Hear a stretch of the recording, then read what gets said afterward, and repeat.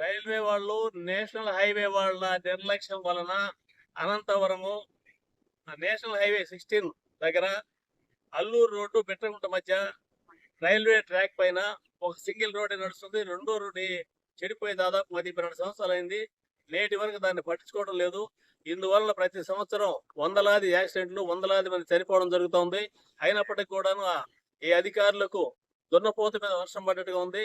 ఇప్పటికైనా స్పందించి ఈ బ్రిడ్జిని పూర్తి చేయడం ద్వారా ఈ ప్రాంతంలో ఉండేటటువంటి యాక్సిడెంట్లు వగైరా అయిపోతాయి. కావున తప్పనిసరిగా నేషనల్ హైవే వాళ్ళ బాధ్యతను నిర్వహించాలని చెప్పి ఈ సందర్భంగా కోరుతున్నాము.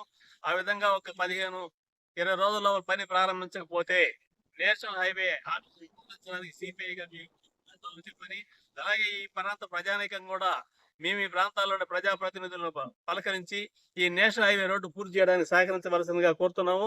ఇప్పటికైనా ఈ హైవే వాళ్ళు చేయకపోతే జరగబోయే పరిణామాలకి వాళ్లే బాధ్యత వహించవలసి ఉంటుందని చెప్పి తెలియజేస్తున్నాను. నా పేరు దామా అంకయ్య, భారత కమ్యూనిస్ట్ పార్టీ సిపిఐ.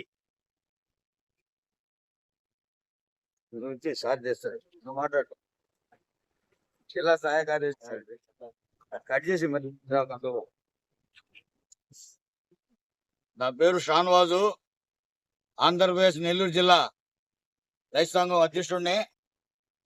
ఈ నేషనల్ హైవే దాదాపుగా 15 సంవత్సరాల ముందు వేయాల్సిన బ్రిడ్జిని అలాగే ఈ రైల్వే వాళ్ళు, అదేవిధంగా ఈ నేషనల్ హైవే వాళ్ళు పట్టించుకోకుండా ఒకే దాంట్లో ఈ బస్సులు వెళ్ళడం, లారీలు వెళ్ళడం, ప్రమాదాలు అనేక సార్లు జరిగినాయి.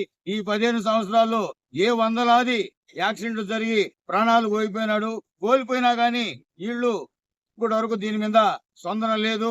మేము అక్కడ వాళ్ళ ఆఫీస్ కాడికి వెళ్తే మేమేంటే ఒంగోలు వాళ్ళ మీద అంటున్నారు, ఒంగోలు వాళ్ళ మీద నెల్లూరు వాళ్ళు అంటున్నారు.